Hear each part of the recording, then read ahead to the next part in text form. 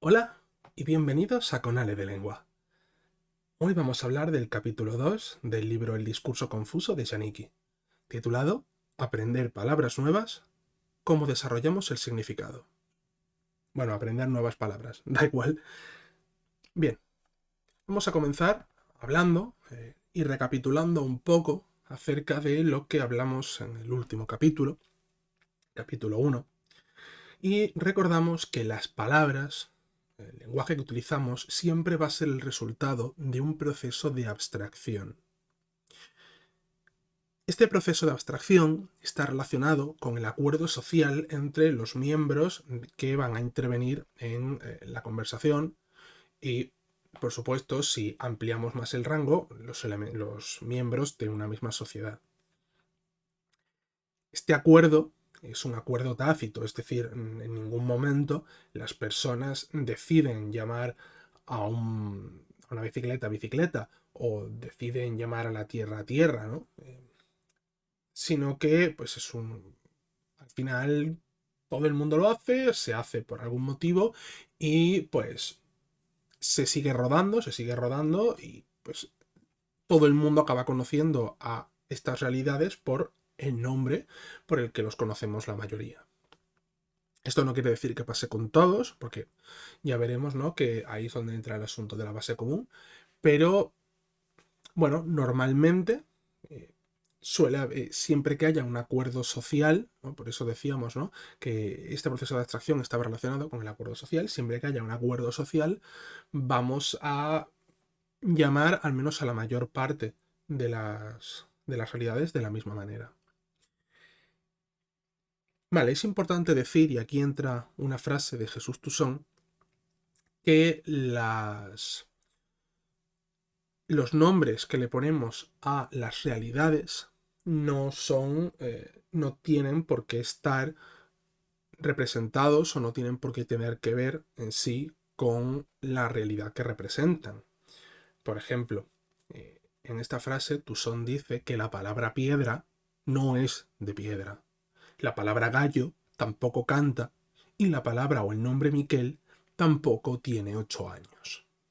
Esto quiere decir que la palabra en sí no tiene ningún tipo de significado, la palabra en sí no tiene ningún tipo de relación con la realidad, con el referente que designa.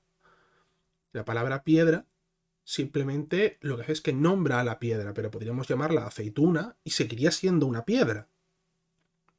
No cambiaría nada por la forma en la que nosotros llamemos a estas realidades. Bien. Recordamos nuestra querida figura de Ogden y Richards, ¿de acuerdo? Bueno, vamos a situarnos de nuevo, ¿no?, en el pez, ¿de acuerdo? La etiqueta pez surge porque los hablantes acuerdan abstraer el símbolo, lingüísticamente, por supuesto, el símbolo para referirnos a todos los peces o a cualquier cosa que entre en este concepto de pez hecho a partir de un conjunto de referentes, se extrae este símbolo pez que va a activar el concepto de pez, el cual ignora muchos detalles del animal real para poder juntar, para poder concretar, más que concretar, la palabra sería, bueno, aparte de abstraer, por supuesto, concentrar a muchos individuos de esta especie que nosotros denominamos como pez, los concentramos en este concepto con unas características determinadas para poder, digamos, referirnos en general, a una generalización de, pues, peces. Y por último, pues esta palabra pez que representa o que activa este concepto que hemos forjado a partir del estudio de múltiples peces, asignamos esta palabra pez a los animales reales, es decir, a los peces, a nuestros referentes. Por tanto, a partir del referente nosotros extraemos un concepto, ese concepto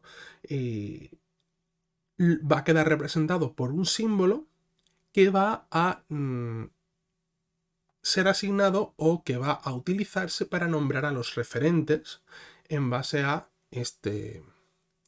digamos, este concepto al que hemos decidido nombrar como pez. Bien.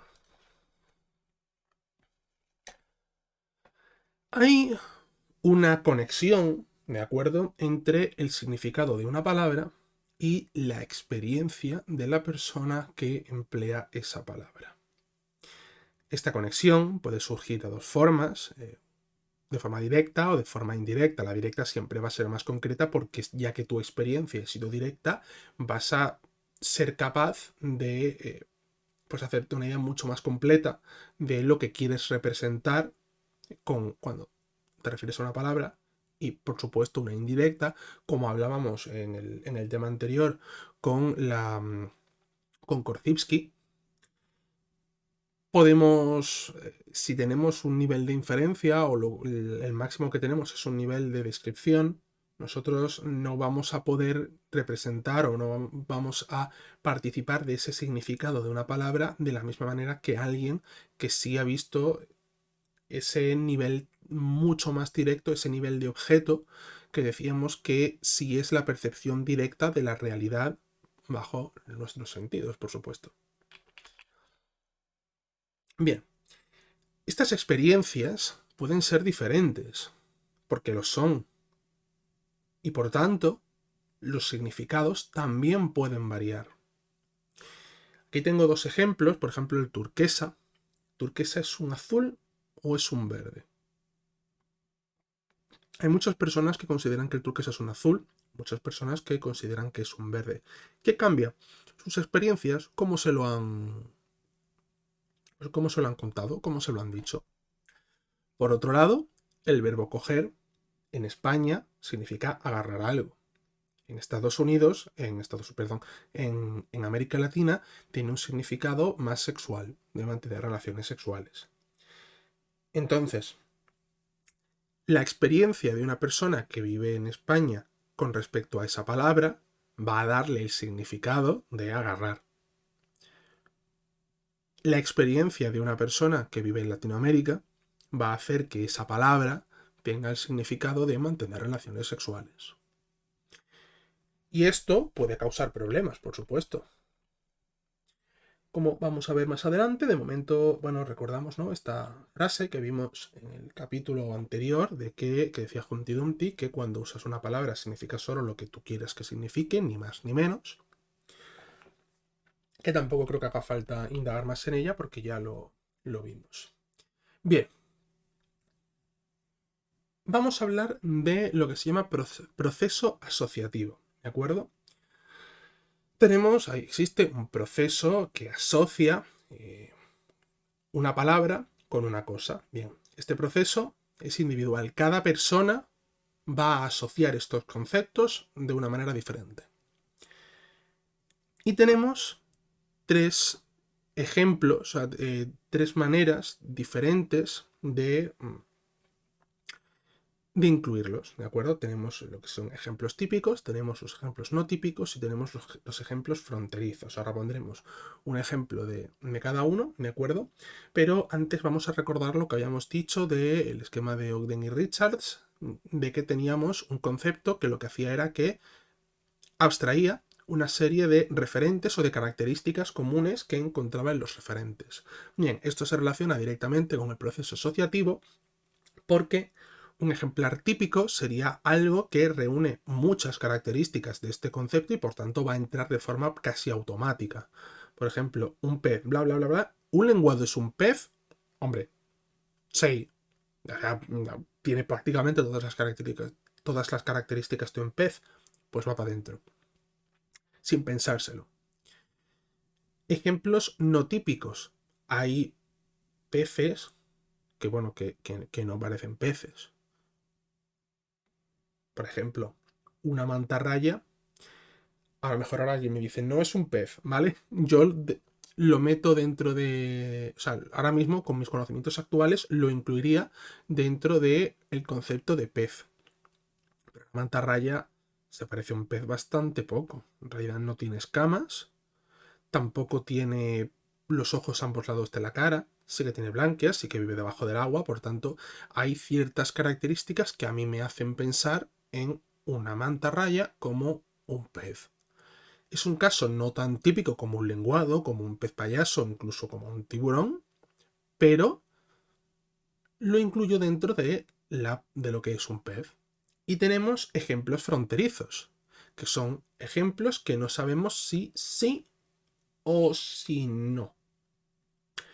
Por ejemplo, un delfín o una ballena. Sabemos que no se consideran peces porque son mamíferos, pero en realidad tienen muchas características comunes con un pez. Viven debajo del agua. Es cierto que necesitan salir a respirar, pero bueno, la forma es prácticamente, es bastante más parecida a la de un pez que, por ejemplo, la de un mono. Entonces, son ciertas características que nos pueden llevar a dudar, aunque finalmente nos decantemos porque sí o porque no. Ahora veremos un ejemplo que, no está aquí. No, vale, pues nada. Hay un ejemplo que lo vamos a ver al principio del capítulo 3, que fue la batamanta. ¿Vale? La batamanta, no es coña, hubo un problema gordo en Estados Unidos porque no sabían si era una bata o si era una manta. Y resulta que eso lo acabaron llevando a juicio. Lo acabaron llevando a juicio porque resulta que las batas y las mantas en Estados Unidos tienen unos impuestos diferentes. Por tanto, necesitaban aclarar si la batamanta era una bata o una manta para cobrar más o menos impuestos a la hora de venderla. Al final acabó siendo una manta porque cobraban más impuestos por la manta y se beneficiaban más.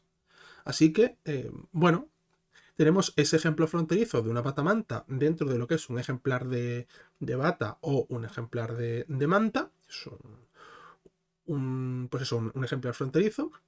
Y al final pues acabó siendo una manta y no acabó siendo una manta por razones, digamos, lógicas o razones, digamos, que se acordasen debido a criterios físicos, sino por un simple criterio económico. Entonces, bueno, estos ejemplares fronterizos pueden entrar o no entrar dentro de una determinada categoría por infinitud de motivos. Y por esto decíamos que el proceso asociativo de palabra-cosa es individual, porque luego cada uno puede cambiar lo que es este concepto. Yo, por ejemplo, una batamanta lo consideraría una bata, porque tiene mangas. Y alguien me diría, sí, bueno, pero es una manta porque te tapas. Tú no vas con una batamanta por casa. Yo te diré, bueno, esa es tu opinión. Pero entiendo, ¿no? O tenemos que entender que hay personas que pueden considerar que lo es, personas que pueden considerar que no lo es, y no hay una opción que esté bien o que esté mal, digamos, viendo de esta manera. Luego, por supuesto, cada uno si toma unos baremos determinados para incluir algo o para no incluir algo, ahí evidentemente pues claro, si tomas unos baremos y unas condiciones exactas, por supuesto que para ti esto va así, pero si yo cambio los baremos y cambio las reglas del juego, cambian los resultados o pueden cambiar los resultados. Vale, no vamos a extendernos mucho más con este proceso asociativo porque vamos a volver a él más adelante. Encontramos, bueno, estas diferencias en el etiquetado que decíamos, ¿no? Con este proceso asociativo que puede haber discrepancias y estas diferencias en el etiquetado pueden tener lugar por razones diatópicas, diafásicas, diastráticas y diacrónicas. Palabras que seguramente conozcamos de, bueno, de haberlo estudiado en otras asignaturas, bueno, que nos las han machacado, por ejemplo, en lingüística un montón de veces. Entonces, la diatópica, pues es por el territorio, lo que decíamos del verbo coger, en un sitio o en otro está, pues, significa cosas diferentes. Diafásica, por la situación comunicativa, no es lo mismo que yo esté hablando con un colega mío en un bar y le diga, menudo hijo puta estás hecho. pues no sé, porque me ha contado que el otro día se inventó una pregunta en un examen y que le salió genial porque se arriesgó le salió bien.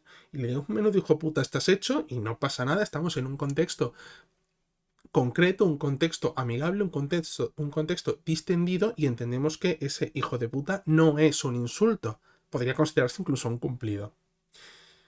Sin embargo, si yo estoy en la calle, eh, hay un señor pues que está fastidiando o que está soltando comentarios desafortunados en voz alta y le digo, tú, listo.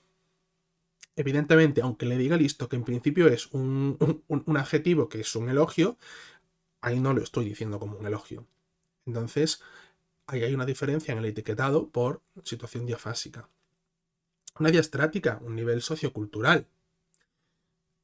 También, pues, por ejemplo,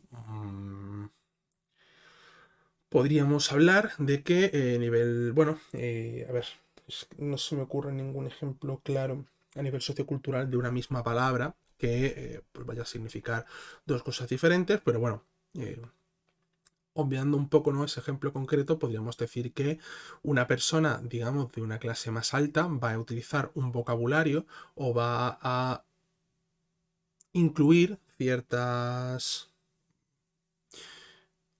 va a hacer ciertas distinciones que una persona con un nivel sociocultural más bajo o con una educación diferente, pues a lo mejor no lo incluye. Y por último, diacrónica a través del tiempo, que esta pues no necesita explicación, ¿no? Como los tiempos evolucionan, la cultura y la educación de las personas evolucionan, ahí no hay tutía. Hace, por ejemplo, 60 años, la homosexualidad se consideraba una enfermedad. Ahora no.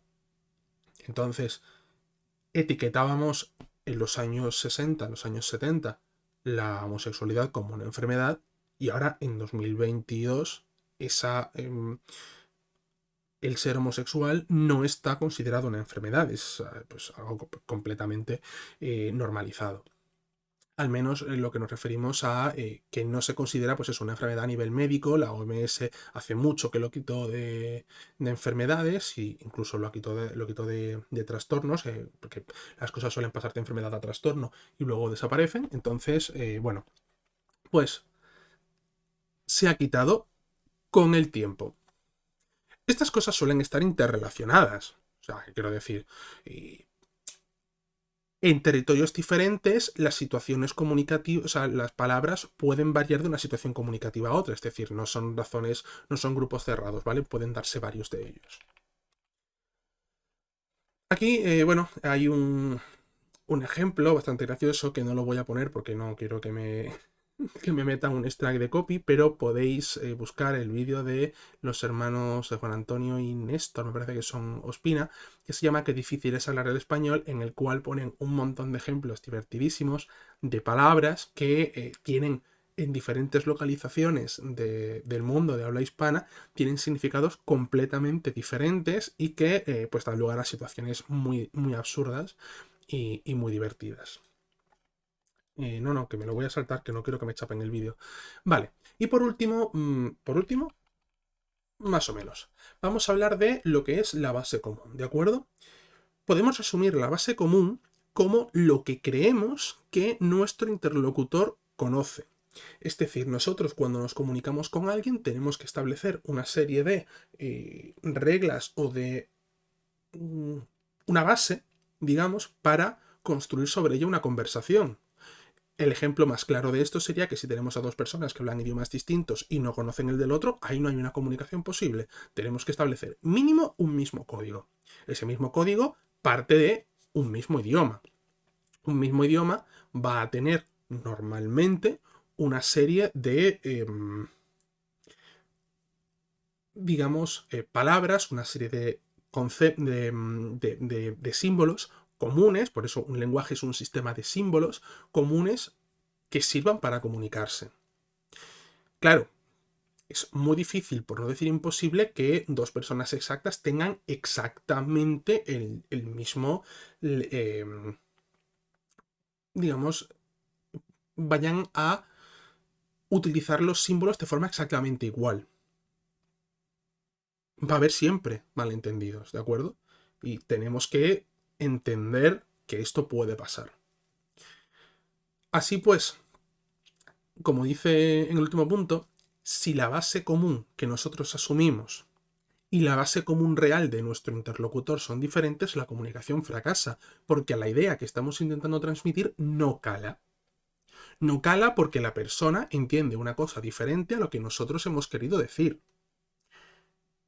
Y esto vamos a ver bastante más adelante, en el capítulo 7 de Janicki, si no recuerdo mal, además es de otro libro, y vamos a ver que esto no tiene por qué ser culpa del receptor, porque el receptor no tiene por qué entender nuestra, digamos, al no compartir nuestra base común, no va a entender que, o sea, no tiene por qué ponerse en nuestro lugar. Y por tanto, es posible que haga falta una matización o que haga falta expresar el enunciado de otra manera para que su base común, es decir, para que nuestra base común sí que coincida. Y al coincidir, o al explicarlo para que él entienda que nuestra base común funciona de una manera determinada y que ahora sí coincide en ese sentido la base común de ambos, sí que la comunicación pueda tener éxito al hacerle entender lo que queremos decir. Esto, bueno, puede quedar, lo hablaremos específicamente en el profesor de Yaniki, pero vamos a llamarlo la comunicación que fracase en lo que es, al no entender la base común, podemos llamarlo el síndrome de profesor de universidad. Y ya hablaremos de ello en el capítulo 7 de Yaniki. Bien, por último hablaremos de las palabras y la categorización, ya que, bueno, pues el léxico de una lengua es amplísimo, o sea, hay un montonazo de palabras. Y por tanto, tenemos que ordenar estas palabras en categorías. Lo que decíamos antes, ¿no? Del proceso de asociación, el proceso asociativo. Hay que ordenar en categorías las palabras. El problema es que estas categorías pueden y van a ser ambiguas. Por ejemplo, ¿se considera una bicicleta un vehículo? ¿Un patinete eléctrico es un vehículo? ¿Y una silla de ruedas automática es un vehículo? Bueno, de esto concretamente, por ejemplo, sí que ha habido problemas y estas cosas causan problemas cuando no solo nos estamos refiriendo a lo que yo entiendo o lo que puede entender otra persona, sino que hay que regularlo porque legalmente puede llegar a problemas. Por ejemplo, el asunto de la bicicleta, del patinete eléctrico y de la silla de ruedas. Porque si es un vehículo, a lo mejor hay que tener un carne para llevarlo. Si es un vehículo, tiene que seguir unas normas de seguridad vial. Y si es un vehículo, depende del tipo de vehículo que sea, puede circular o no por X sitios. Porque si es un vehículo, no debería poder circular por la acera. Entonces, ¿una bicicleta es un vehículo? Técnicamente no se lo considera vehículo porque no tiene un motor, pero una silla de ruedas automática sí que tiene motor, pero tampoco se lo considera porque creo que no llega a más de kilómetros por hora. Se han dado conceptos, se han puesto limitaciones para que pues, una silla de ruedas automática no se considere un vehículo, al menos desde desde el punto de vista de lo que es el Código Penal en cuanto a tráfico. Y el patinete eléctrico, por ejemplo, creo que no se considera vehículo, pero querían incluirlo como vehículo porque, bueno, todos estamos al tanto de la cantidad de problemas que han dado los patinetes eléctricos los últimos años por culpa de descerebrados que no tienen otra cosa que hacer que ponerse a 60 y 80 km por hora por un paseo marítimo. Porque sí, los hay. Y que se han puesto, hay vídeos por ahí de gente que se ha puesto a 110 kilómetros por la autovía con un patinete eléctrico de esos, evidentemente trucado, ¿no? Entonces, estas categorías son ambiguas y eso puede causar problemas. Por lo tanto, muchas veces hay que acotarlo desde un organismo gubernamental o un organismo, digamos, con poder. Otra cosa que vamos a ver mucho más adelante, ¿no? Como, digamos, quien tiene el poder gobierna sobre los significados, porque en ocasiones es necesario para estas categorías ambiguas. Y ya está, con esto hemos terminado con el tema 2 de Janiki. Y nada, pues de nuevo espero que se haya entendido bien, espero que hayan quedado las mínimas dudas posibles. Y nada, un saludo y nos vemos en el próximo, en el capítulo 3. Chao.